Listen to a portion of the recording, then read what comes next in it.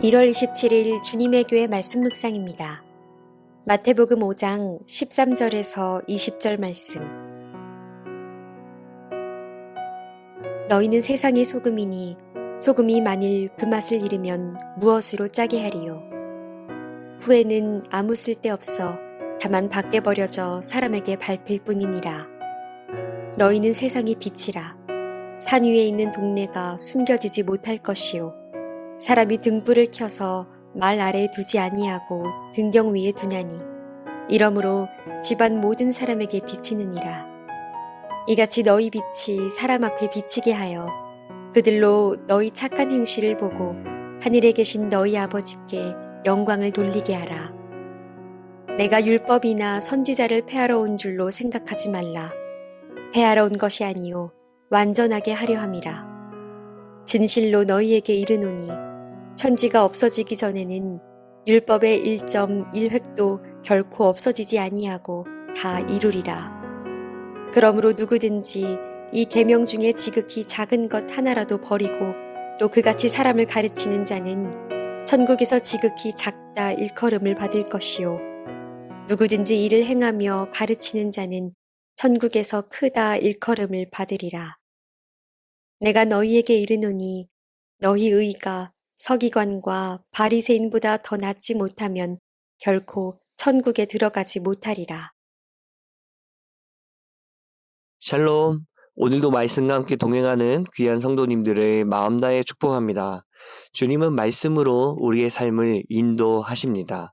오늘도 그 말씀 앞에 나의 삶을 온전히 올려드리며 나아가는 그런 하루가 되기를 간절히 소망합니다. 예수님은 이 땅에 오셔서 본격적인 사역, 공적인 사명들, 즉 공생애를 시작하셨습니다. 천국이 가까이 왔음을 선포하시고 병든 자와 상한 자들을 고치시고 수많은 사람들이 그 예수님이 우리를 고치시자 예수님을 따르기 시작했죠. 예수님은 산에 올라가 앉으셔서 생명의 말씀들을 가르쳐 주십니다.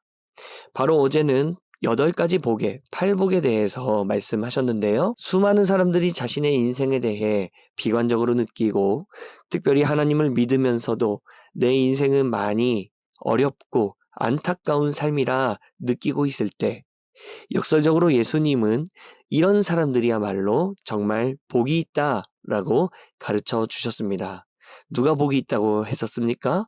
겉으로는 복이 없어 보이는 사람들, 바로 그 사람들이 복이 있다 말씀하신 것이죠. 심령이 가난한 자, 애통하는 자, 의에 줄이고 목마른 자들이 복이 있다. 내 이름을 위해 박해받는 자들이 참으로 복이 있다. 주님은 왜 이런 말씀을 하셨다고 어제 말씀드렸습니까? 바로 너희에게는 하나님 아버지가 함께 하시기 때문이다. 그리고는 오늘은 예수님이 이 팔복에 이어서 우리에게 한 가지 가르침을 더 주십니다. 그것은 무엇이냐면 우리를 보시며 너희는 바로 이 땅의 빛과 소금이라 말씀하시는 것입니다. 마태복음 5장 13절, 14절, 15절을 제가 한번 읽어드리겠습니다. 너희는 세상의 소금이니 소금이 만일 그 맛을 잃으면 무엇으로 짜게 하리요? 후에는 아무 쓸데없어 다만 밖에 버려져 사람에게 밟힐 뿐이니라. 그러면서 뭐라고 말씀하십니까? 소금이라고 먼저 말씀하시더니 14절에요. 너희는 세상의 빛이라. 산 위에 있는 동네가 숨겨지지 못할 것이요. 사람이 등불을 켜서 말 아래 두지 아니하고 등경 위에 두나니 이러므로 집안 모든 사람에게 빛이 느니라. 예수님께서 이렇게 우리를 빛과 소금으로 명하신 이유가 무엇인지 5장 16절에 이렇게 나옵니다. 이같이 너희 빛이 사람 앞에 비치게 하여 그들로 너희 착한 행실을 보고 하늘에 계신 너희 아버지께 영광을 돌리게 하라. 즉 아버지께 영광을 돌리는 것, 우리의 삶을 통해 하나님이 영광 받으시는 것, 이것을 위해 우리는 존재하고 있고 이것을 위해 주님은 우리를 빛과 소금과 같은 존재로 이 땅에 보내셨다라는 것입니다. 잘 아시는 것처럼 빛은 어둠을 밝히는 존재입니다.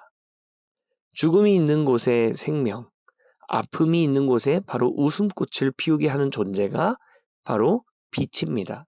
출애굽기에 보면 이집트의 10가지 재앙 중 암흑이라는 재앙이 3일 동안 내린 적이 있었습니다. 빛이 없고 캄캄하기만 하니 수많은 사람들이 아무것도 할 수가 없었고 움직일 수도 없어서 각자 자기 처소에만 있었다라고 기록하고 있습니다. 이처럼 빛은 우리 세상에 필수로 있어야 할 존재입니다. 빛이 없으면 사람들은 앞을 볼 수가 없습니다. 빛이 있어야 세상을 볼 수 있고 빛이 있어야 내 눈앞에 있는 대상을 뚜렷하게 명확하게 볼 수가 있는 것이죠.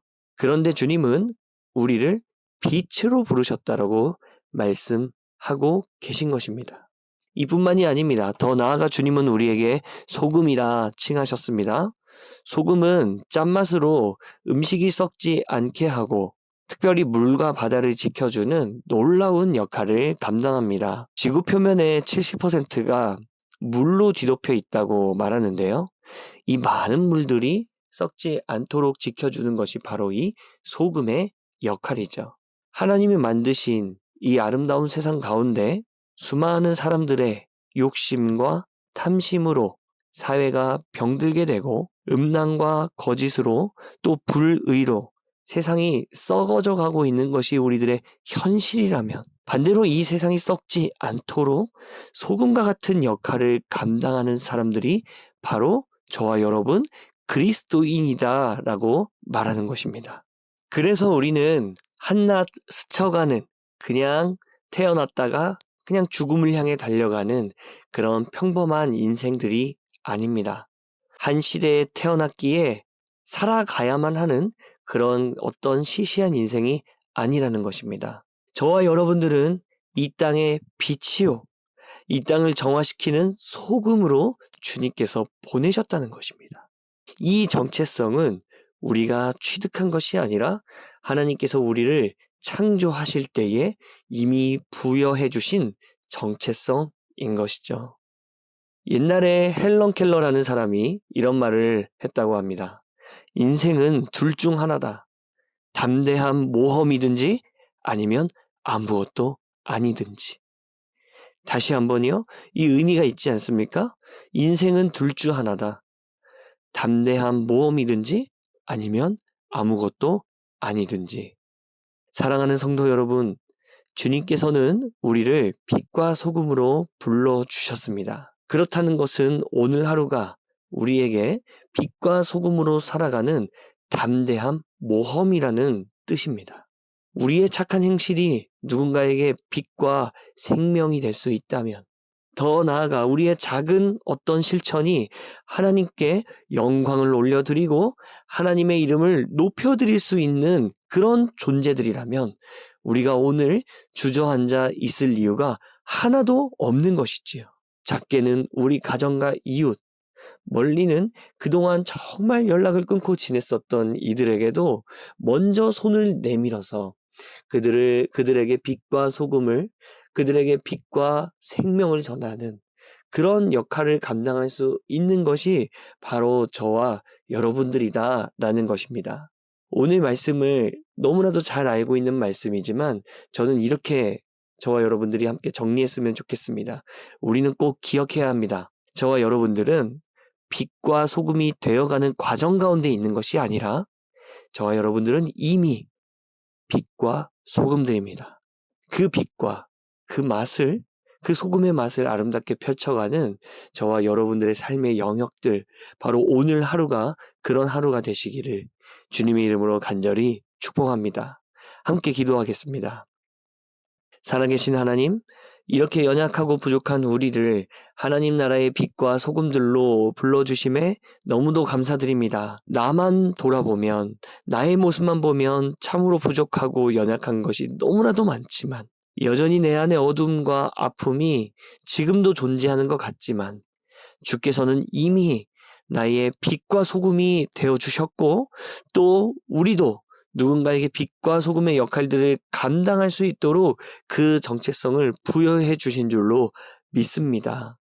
하나님, 그렇기에 오늘 우리의 말 한마디가, 우리의 작은 행동이, 우리의 작은 어떤 생각들이 결국에는 이 땅의 어두운 곳을 밝히고 썩어져가는 곳을 다시 한번 살릴 수 있는 생명의 행동들, 생명의 인생들이 될 수 있도록 주께서 은혜를 더하여 주시옵소서. 이 땅을 살아가는 저와 우리 귀한 성도님들 모두가 주 안에서 담대하게 믿음으로 도전하고 사랑을 실천하며 소망을 꾸며 주님 아버지 앞에 복된 인생으로 나아갈 수 있도록 아버지 우리들의 삶을 사용하여 주시옵소서. 거룩하신 예수 그리스도의 이름으로 기도드립니다. 아멘. 오늘 우리에게 주신 말씀을 붙들고 특별히 오늘은 우리의 나라와 그리고 우리의 민족을 위하여서 함께 기도하며 주님 앞에 나아가겠습니다.